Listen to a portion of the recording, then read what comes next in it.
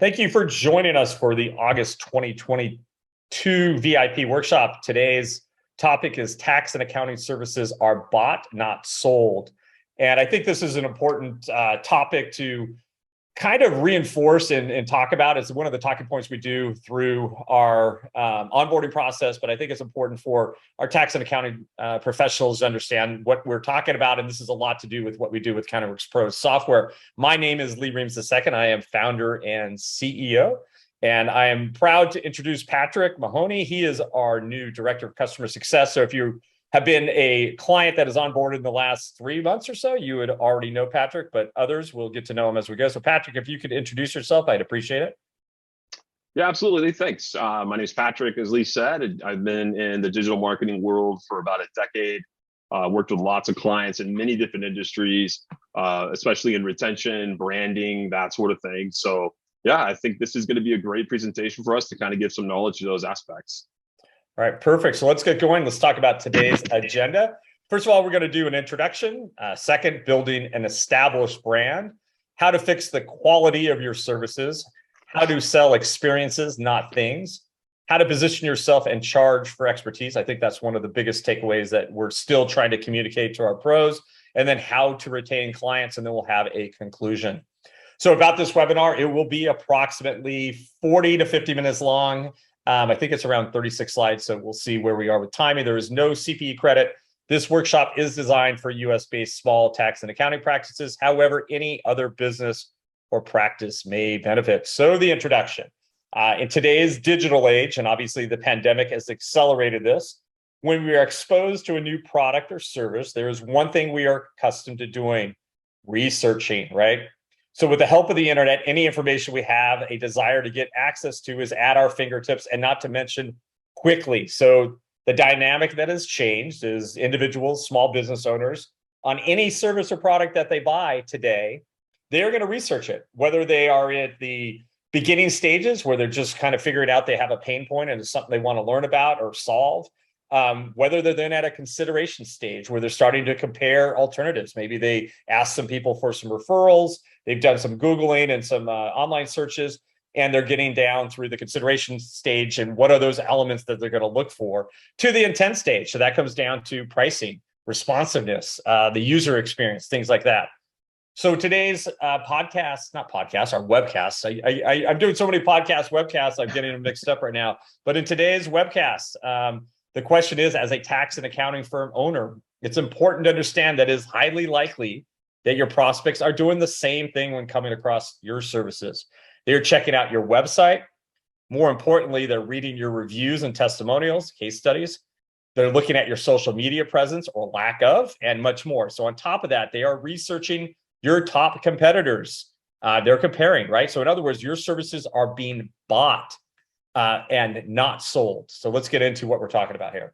So with that in mind, it's important to ensure that you have an established brand and digital presence. You have to be indexed well by Google. You want to have a strong social media presence, so the algorithm will start showing your brand to other users, right? So your tax and accounting practices digital presence should do the selling for you and help you put you at the top of your prospects list. So if you have built up a strong digital presence, if you have those 5-star reviews, if you have a website that speaks to your target audience, both in copy, visuals, images, things like that, that is what we mean by the time that prospect reaches out to talk to you, do that discovery call, they're probably now at the intent level, right? They're at the intent stage. So it makes it much easier to close them as a client. So let's get into establishing your digital presence. The first step is to make sure you have an established brand identity. So what does that mean? How do you build an established brand? So one, it can be difficult. There's a lot of work that goes into it. And more importantly, it takes time. There's patience. So, our solution is not an instant gratification solution. It is a long-term for success solution. So when you work with us, we're going to help develop the foundation of your practice. We're going to get you starting to get indexed, and we're going to help you create content that's going to help you get found, right? So once you've established your brand identity, it becomes one of the most valuable assets that any tax or accounting firm can have, because what this is it becomes evergreen content. And what we mean by evergreen content is this is content that Google and the other algorithms have identified as worthy, trustworthy, authority content, and it will start delivering eyeballs, readers, prospects to your content for years to come. So having an established brand identity shows your prospects who you are, what you stand for, and what they can expect from you. And then more importantly, what makes you different. So if you've been going to my previous VIP workshops, you know I've been talking a lot about the generalist firm and the disadvantages of that and why niching down and specializing is so important. But no matter what you're doing, you need to establish a strong brand identity that is not watered down and looks like a commodity, okay? So that takes a lot of effort, but there are some steps, and we have 4 of them here, that are guaranteed to help along the way. So let's start with this. Number 1, understand your tax or accounting firm's purpose. So really, what is your mission? What are you passionate about? Think about the reason your tax or accounting practice started. Who are the people you'd like to help? Why are you helping them? Do they need your service, right? So why, your practice continues to exist? So what are you aiming to achieve? What problem are you solving? And then 2, determine what makes you stand out for competitors. And I think this is one of the things that a lot of people kind of stop at. They can't show, they don't want to, or they can't communicate what differentiates themselves. They don't show enough personality. So, the goal when you're working with us, whether that be with Patrick or Rebecca through the creative process, let's figure out what makes you different. Why should people buy from you rather than these other tax and accounting practices? Which leads into my niching down. So know your target market. So when we say that, you want to make sure that you're communicating based on what that target market is interested in, based on the style of your website, the type of images you use, the headlines, the H1 tags you have on your website, the content that you create. You want to understand what your clients' needs are and motivations, right? So this would be an ideal time to take a look at your audience's age. I was talking demographics. So what is their age, their gender, education level, occupation, family situation? Based on these answers, it's going to be determining the style of your website. What does it look like? Is it more open, less formal, more formal, depending on who you're, if you're talking, if you're trying to attract lawyers, you might have a more conservative looking website. If you're going after, let's say gig workers or actors or someone in entertainment, it might be a little more whimsical and more fun, right? So ask yourself, what is their buying intent, right? So what is important to them? Why are they looking for professional help? And based on that answer is how you're going to start developing and establishing your brand. So this is one of the things I think that a lot of people miss is being consistent. So having a consistent voice for your brand can help you be more successful by aligning all the different components of who you are as a business. So when we say this, we want your color scheme, the look and feel of your website to be consistent through every channel that someone might, find you on. So if they find you on LinkedIn, if they find you on Facebook, if they found you on your TaxBuzz profile, if they landed on the landing page, for example, or your website, we want the branding, look and feel, the messaging, the style to be consistent. And Patrick, you've been working with thousands of clients over the time. And this issue, I think, is extremely important. And kind of how do you get people over the hump to understand this and really invest in this? Yeah, no, I think you speak, really clearly on these things. Like you mentioned in the previous slide about what different niche you maybe want to focus on. And that speaks to a lot of, does your website look like it has a modern color scheme, like concise text, like you mentioned, across the board? So your brand is very consistent. Also, too, with us, you're going to get that easy, navigable, mobile-friendly website, right? That it's not going to overwhelm from a prospective client. And, these are updates you have to be understanding with, like as time changes and your firm changes, technology does too. So you have to make sure that your brand is up to date and consistent across the board, no matter what platform that you're working with, really. Yeah, and I think that's important too with, I know some of our clients are still in our legacy systems and with the website design. And a lot of what we've done on 3.0, our new platform, specifically in the website design side, is to streamline things, make sites be, less busy.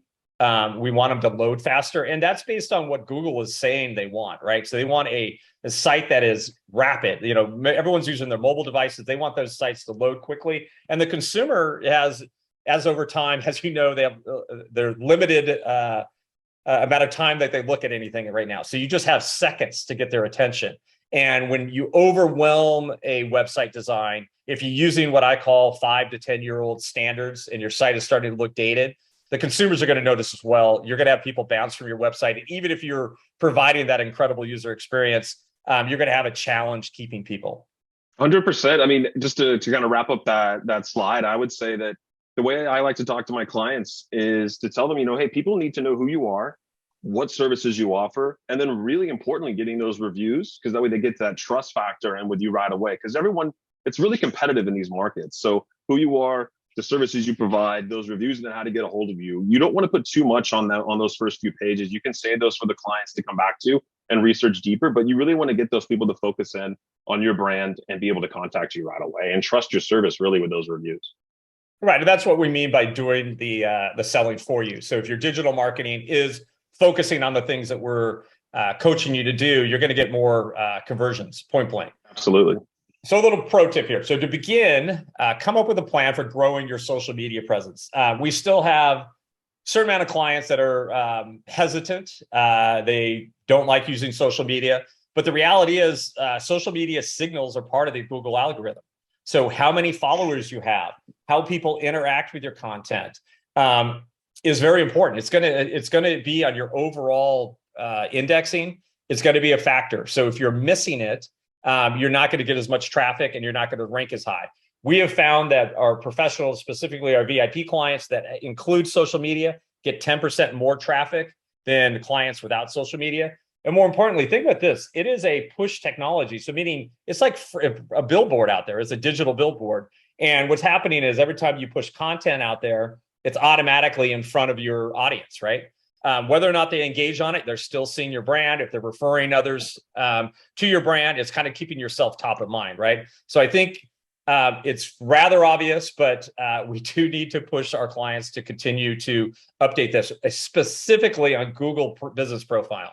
So Google has moved the local search, the Google profile, to the top of the search results, right? So if you're not in the top 3 in the map side, you're already at a disadvantage to your competitors. And what do they use? The same kind of algorithm that you use for regular search. How many reviews do they have? Are they updating their profile on an ongoing basis? Are they posting to their profile? There are some geolocation issues that make it a little more technical, but those are the main things. And those are the reasons we're so into getting our clients to set up their Google profiles. So anyways, social media is a great way to build awareness for your business and reach potential customers. You can maintain an inexpensive presence on sites like Facebook, Twitter, or Instagram. We obviously are big on LinkedIn without spending too much time with it. With our automated posting solutions, the only thing you need to do is set it up. And as they require the tokens to be recharged, basically, you're going to have to keep them up. So just watch for our emails when they disconnect. That is kind of a pain, I know, for everybody. But it is a reality. That's the way the new security norms are set up, right? So this helps build awareness for both you and your practice, which in return will bring in some new sales. As we have said, obviously CanadaWorks Pro automates all this for you. In our 3.0 product, you can actually post custom posts as well to our automated mix in between them. So definitely something to think about, and reach out to us if you're interested or want to set up your social media. So building a brand may take time, but it is an essential part of the selling process. You cannot build a great tax or accounting firm without a great brand identity. So let's get into this fun one, which everyone wants to hear about, but fixing the quality of your service. And when we're talking about the quality of your service, we're getting a lot more into expectations from your clients from a user experience standpoint. So people are used to using Amazon.com, using Apple devices, right? They're used to getting things very quickly. They're used to very streamlined digital workflows, user experiences. And then all of a sudden, if they go to work with their accountant and all the jokes and even ad campaigns that have been created by firms like Pilot, oh, the accountant's stuck in the dark ages. But that is not true anymore. Obviously, there's ways to digitize your user experiences. Those are things that we're working with at CanadaWorks Pro. But that helps, I think, improve the quality of your service. So it helps you be more responsive. It helps you be more transparent and more available to your clients. So after establishing your brand, step back, take a look at the quality of your services. Are there any gaps? Are there any areas where not every team member is on board, right? So that could be a partner or even the receptionist. Are they representing the brand, your practice, the way you want, right? So assume that your services are mediocre. That way you can strategize ways to improve them, right? So there's always incremental. kind of the idea, can I do something just a little bit better each day? And by the end of a couple of months, now we're back to excellent, right? So ensuring that your services are top notch is crucial to your success. So let's get into it. So strategize ways that you could improve the quality of your service. And here's a couple. Is the way you serve clients the way you would like to be served? Now, think about it. When you get frustrated, whether that be trying to set up an appointment with a doctor's office and they don't have online appointments, so you're calling, the voicemail box is full. I can't tell you how many accounting professionals, tax professionals have that. I mean, we see it all the time trying to reach out to some of our own clients. And, think of that from a client's perspective, right?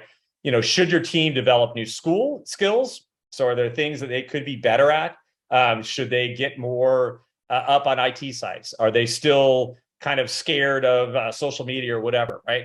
And then the next one is, do you need to niche down? That helps, one, improve the knowledge that you have. So if you're working in a smaller niche where you're seeing the same type of clients over and over again, the quality of your service is going to improve. You know why? Because you're going to know the answers to most of the questions before they're even asked. So these are 3 areas that I would look at in the beginning before you get too far. And then from there, take a look at each client touch point. So Accounting Works Pro, our model right now is optimizing all of your client-facing digital touch points. And we've been knocking them down one by one, especially with our 3.0 service. We have our new payments proposal engagement tool coming out next month. From there, we're going to intakes, intake forms, intake workflows. We have a bunch of things that are going to start working on some other areas where people will find your brands. And that would be more through custom blogging, some other things. But the reality is you want to study each touch point and think of ways to improve it as much as you can. So how do you handle an inbound inquiry? How does someone contact you? Is there ways that you could maybe streamline the design of your site to make it easier for people to find what they're looking for? How you communicate with your client about pricing. Are you transparent? How do you collect fees? How are they sending you information, right? Those are all different areas that you can look at and try to optimize. So think of ways you can improve all of these in order to make an exceptional first impression. I know, Patrick, you have a lot of experience with this with the clients you've worked on, but kind of give some feedback at how you would look at this. Yeah, I think you've really hit the nail on the head there with saying, view your business as your customer, as an outsider. Do your phones get answered or do they go straight to voicemail, right? That's a big deal too. Or do you not have voicemail set up, or is the voicemail full? That's a lot of stuff that you run into with small businesses that can, maybe hurt you in the long run. I mean, also little things too. You touched on all the really big ones, but I think some of the small things that people maybe forget about when they're getting over to this digital age is using a professional email domain. I tell clients that all the time, it's just better to have a domain email rather than using AOL or a Gmail. It adds that a little element of, being more professional. And I think these details too, on top of what you already said, these are what really are going to help you retain your clients that you've worked so hard to attract in the long run. Yeah, and more important, just on your example on email, we see it as well. People still using Yahoo or Gmail or AOL, but it also is just another way to communicate your brand name over and over again, right? 100%. And your brand name is in your email. So if you are referred by by somebody and they add your email or, push that referral source, your email, they now have your domain name to go check out your website versus, okay, wait a second. This is a Yahoo. Is this a real firm? Are they, is this a gig? Are they a full-time person? So 100% something to look at. So on top of ensuring you have the highest quality of services, you're going to want to make sure that your whole company is involved in the marketing, not just the marketing team. And what we mean by this is, what are your talking points? Make sure everyone knows what they are. Think of it as a political campaign. So you have you narrow down to a couple talking points and you reinforce those talking points over and over again. I always say your marketing is starting to work when you're sick of it and you want to redo it. Okay. So that's how long it takes consumers to engage and understand kind of what you're trying to say and how you're trying to say it. You want to make sure that every employee is a marketer of your firm, right? So making sure you guys are all saying the same thing. If there's FAQ type of questions, you put them on your website. Make sure that everyone in your company is saying the same answers to these, right? So every act, every greeting, phone call, that is a marketing act. Those are part of the digital touch points, and you want them to be exceptional, right? That's going to help make you successful. So this is the fun part of the presentation. So selling experiences, not things. And this is where I think the modern buyer has changed the way they want to be, quote unquote, sold. But the reality is they're buying from you, right? So fully understand the concept of why tax and accounting products and services are bought and not sold. You need to understand that things have drastically changed in our market. And it's not just this market, it's the entire buying experience. Again, I believe the pandemic accelerated what would have happened in 5 to 10 years. It happened in 1 to 2 years, but let's get into it. So before we get into the concept of selling experience and not things, it's important to understand what your clients are really buying. Okay. And this is where this is kind of the main takeaway. So come to the realization that people are not buying just a service. They are buying an experience that comes along with it. So what do we mean by that? You can no longer depend on your services to sell themselves. You need an experience that makes people feel excited and motivated enough for them, not only to buy what you're selling, but also to tell their friends about it too. So pair your services with amazing experience and your sales and satisfied customers will follow naturally. And what we mean by this is, I'm going to give a couple of examples. Let's say you're doing still what I call like the legacy old school way of collecting documents, or you're having clients fax things, or you're making it difficult for them to get information to you or from you. So, making the experience better would be making, let's say your tax return readily available in their client hub, easy for them to download and pass on to, for a mortgage application, for example. If you're doing a lot of things, what I'll call the old school way, that is not what I would call a good experience. You also want them to kind of buy in emotionally that, they're thinking, I'm spending this money for this account. And let's say it's a virtual CFO.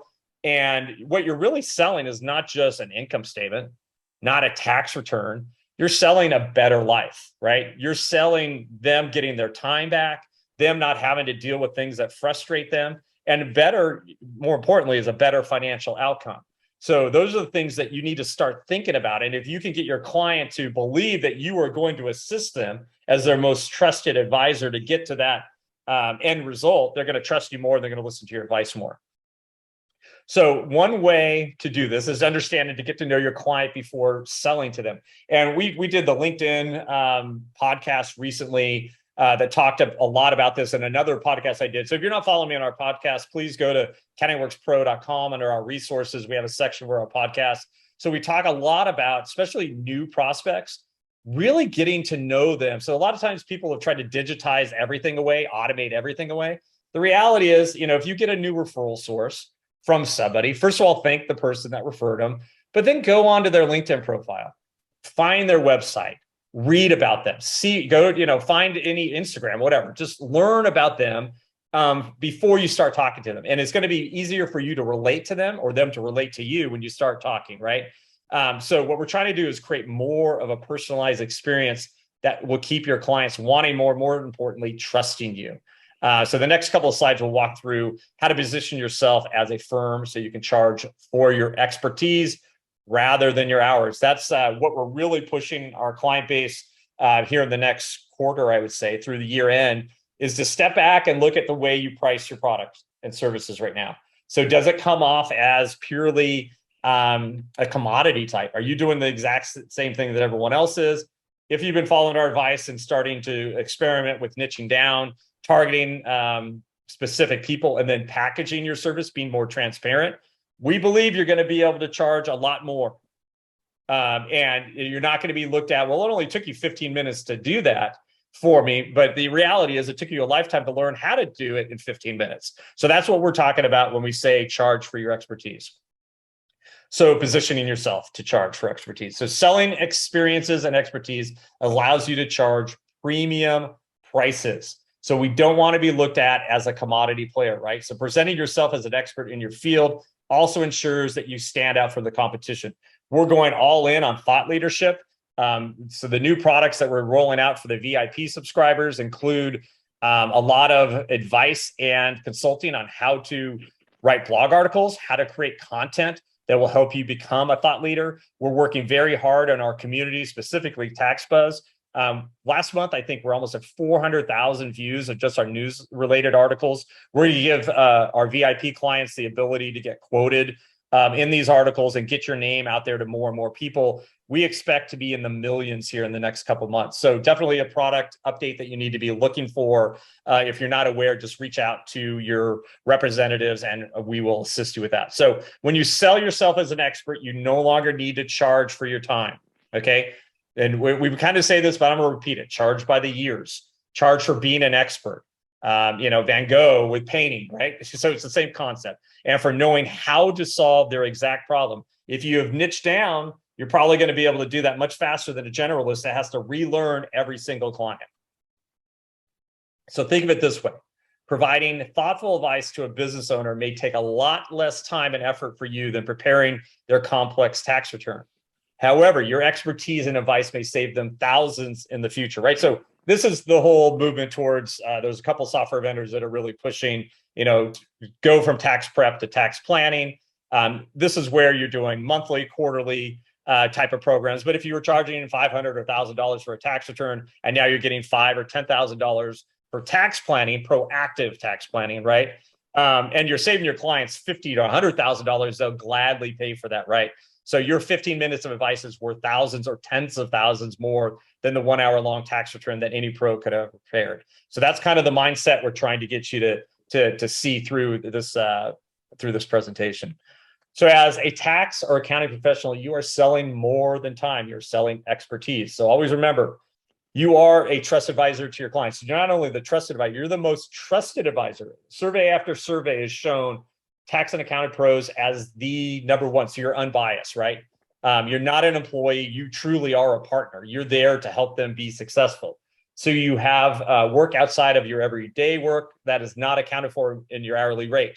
Think about it. Your continuing education, other things that you're doing, your networking, analyzing things, not just doing tax research. You might be doing tax research for a problem that you're not necessarily on the clock doing the tax return. That could be in the hours and hours and hours, right? So these are things you need to start thinking about when you start building this in. So you may be a subject expert, what makes your advice even more valuable. And this is the concept of if you're niche down, you're going to know everything about your client when they come in. You're going to know what makes them tick. You're going to know best practices. You're also going to have data from lots and lots of other clients just like them that you can communicate to this client and really help to be successful. So I know, Patrick, you have some kind of input here as well on these elements. Yeah, I think that niching down is a really strong way in order to get people to feel comfortable paying those premium prices, right? You get that whole experience, as you mentioned, where someone's going to come to them not knowing that they're going to get the answers right away. But if you niche down and you give them that experience where, hey, I know when this person comes in here, they're going to ask me this, and they're going to need these things, they're going to need these documents or this advice. I think that's really going to speak to the value that you provide. And I also kind of feel like, just in my experience, that if you love working with a certain, if like a certain industry, lawyers or dentists, and it's like an enjoyable experience for you working with them, that's going to create a whole nother experience for them, and that's a great way for them to also give referrals out. Like, hey, Lee's really great. He helps you all these things. Like, I thought it was going to take a 2 hour process and cost X amount, but he was really upfront and already knew what I needed before I got there, and we were in and out of there in 30 minutes. And I think being able to niche down and hammer home that personal experience, I think, is just a great way and to be able to charge for those expertise because you're providing it at such an elevated rate. Yeah, and I think this also is where you start going from being a referral only firm to having a firm that's a mix, right? So you have a nice group of clients that are referring the same type of client over and over again, which makes your life a lot easier. But more importantly, they are going to start finding you from Google searches. They are going to be reading your reviews from other people that do exactly what they do. And that's where the selling happens ahead of time. So it makes it much easier by the time you get them on a call. So to get started, understand the strengths and values you can bring to others. Build your expertise and your authority. We're going to be talking more and more. So it's called EATS when it comes to the way Google looks at it. Expertise, authority, and trust. And what we're doing when we establish a digital footprint for our clients is we're building up those elements that the algorithm is looking for. Specifically in financial related type of businesses, Google is going to look at your trust scores, basically. Are you a thought leader? Is your content going to be perceived as accurate, right? So obviously we create a ton of content for you, but as we continue to build out our platform, we're going to start having more and more self-publishing, self-blogging tools, really coaching our clients. We're going to start doing these blog briefs on both custom for our premier clients and having a library of basically blog briefs. What is important right now? What is trending right now? How to write it, how to write your headlines, how to write your subheads, what keywords should be in there, how many words should be in there. So those are value adds that we're adding to our VIP client base now. Promote your expertise as a service. We're with our new proposal tool. We're hoping that more and more clients will start packaging their services, and they could be niched down to a specific vertical or type of service. There's a lot of ways to go. Definitely be looking for some of the releases of product information here in the next month or so. And then define your value. What is it about your expertise that makes it more valuable than your hours spent? So when selling, put yourself in your client's shoes. Consider their pain points and how your solution solves those. Plan and practice your pitches. I think that's one of the most important part. A lot of times, if you've gone through my discovery call VIP workshop, I talk about how to do a discovery call. We say it's 15 minutes. It's hard to get through in 15 minutes, but the idea is we're trying to take advantage of the amount of time you spend with your clients. So meaning if we've pre-sold properly through your digital marketing, they're more at the intent level. And if you have a full game plan on how to handle those discovery calls, being on a Zoom call, if you have already written, what do I say if someone pushes back on anything? That's going to make it much easier for you to close more clients, right? Stay calm, be very confident, do not brag. You don't, kind of minimize your competitors. You can kind of say, hey, well, this is why I think we're a better solution. Be willing to walk away. You'd be surprised how many times when you hold your ground, you don't negotiate pricing, that people will come back and say, okay, they believe in themselves, right? So be prepared to walk away if you need to. So if it's not the right fit, or they're trying to lowball you and lowball your time, it's not someone you should work with. So this gets into my favorite part of this side, is retaining your clients. And I know, Patrick, you're going to have a few items to add here in a few slides. So, so retaining clients, what are we talking about? So once you have a steady flow of clients coming in, it's crucial that you are frequently thinking of ways to keep these clients. That is where our newsletter comes in. That's where the social media posts come in. These are things that keep you top of mind, but also it's kind of part of your service, really. So yeah, you might meet with certain types of clients less frequently, but in some respects, you're pushing to them. These are part of your touch points and keeping yourself top of mind, right? So the next slides, we're going to talk about this in a little more detail. So number one, work to improve communication in your client relationships. Don't set unrealistic expectations. And one of the things I mean by this is, I know tax and accounting firms get very busy, and be very transparent. Well, these are my turnaround times. This is how long it will take me to, when I have an inbound inquiry, how quickly I will respond, right? If you do not set realistic expectations at the front, that can lead to frustration and upset clients, really. And then there's nothing better than, over delivering what you promise. So if you promise, hey, I'll be back to you within 5 business days, and you respond in 3, that's just a win, right? So get in the habit of not promising your clients. Instead, under promise, over deliver. Remember to say thank you. People like being appreciated. They sometimes they just want to hear it, right? It's like a common courtesy thing. 5, make sure your client knows how hard you've worked. And this is where, I'm not going to say we're bragging, but the reality is a lot of times people don't know what they don't know, right? So they don't understand all the value that you provided. So maybe you delivered something to them 2 days earlier, or maybe you charged them less than the estimate. It's all about client communication, and feel free to say, to communicate that, right? So regularly inform buyers of your successes, new clients, new awards, case studies, growth in staff, new testimonials, share the testimonials on social. So, Patrick, kind of share, what you've seen in your past that kind of relates to this on retaining clients. Yeah, I really think that all these things really speak to, for me, more just, it's a huge experience for the client, but it's also, a way for you to communicate with having added value, right? A lot of people provide all these services, but having added value, like you said, saying thank you, setting expectation, I really like number 6 there. Regularly inform your buyers of your successes, new clients. Show your clients that you are having success. They're going to make them feel more comfortable. I also think like things like client check-ins are great. Tax season's coming up. I know that we usually set our appointments at this time. You want to make sure you give your clients a call, maybe a few months out or a few weeks out, and maybe let them know that you understand that you want them back as a client, and you ask how they're doing. A lot of times when I get to know my clients, I like to know about personal hobbies or small details. You don't have to get to know their whole life story, but something like, oh, hey, you're a football fan, you're a baseball fan. Check in with them in the season, maybe if you want, about your teams, or maybe you have a scheduled call, bring that up. Dog lover, something. It doesn't have to be sports, just anything where you could find a way to connect and give them that experience and that added value to what you're buying from them, or what they're buying from you, rather, your services. I think that's really going to go a long way with retention. It's always worked, 99% of my career. And I think that's a real great way to establish that with your customer base. Yeah, once you start talking dogs, you might be on for the entire call. So you got to be you got to be somewhat careful with that. But then this goes into why we have the newsletter. If you have not set up your newsletter, it's one of the most effective tools that we have. But more importantly, if you look at the content that we create for you, it's a lot about both individual and business life events. So these things happen year round. If you're not communicating with clients and something happens, they get married, they get divorced, they have a child, there's all these milestones.